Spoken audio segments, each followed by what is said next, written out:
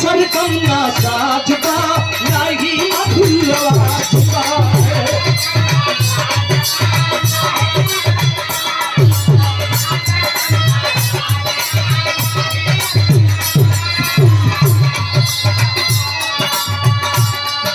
ना सरगम ना साजदा नहीं मधुर आवाज का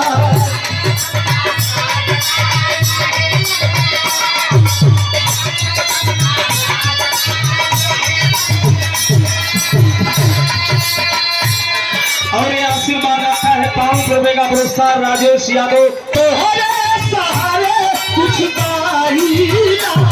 बस तोहरे सहारे कुछ नहीं ना, जहाँ फटकी तो बनाई ना।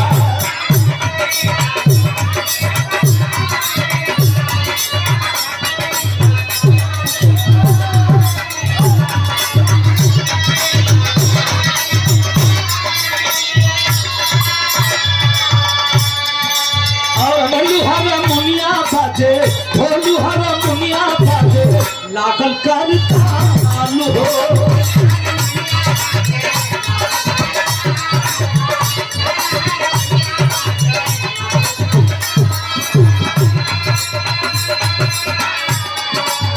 साज पे सजवले मैया साज पे सजवले मैया माई सुल्तान हो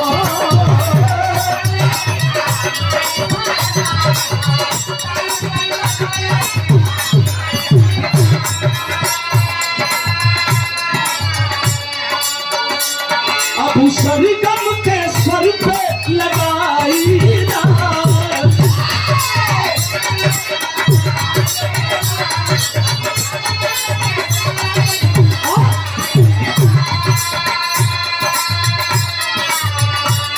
अब सरगम के सुर पे लगाई ना,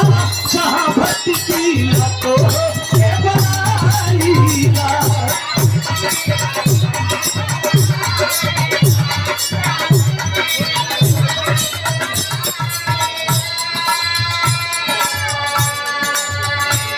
हे माई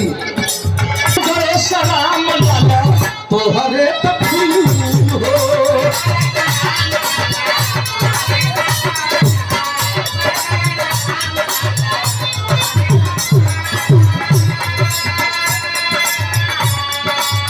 विवेक से बनाया अपना विवेक से बनाया अपना चरनिया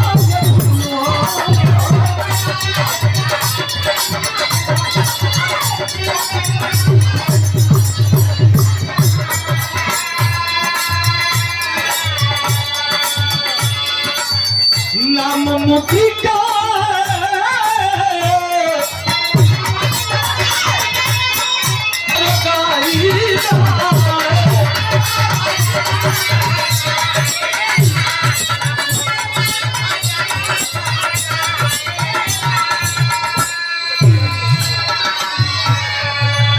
नाम मुक्ति का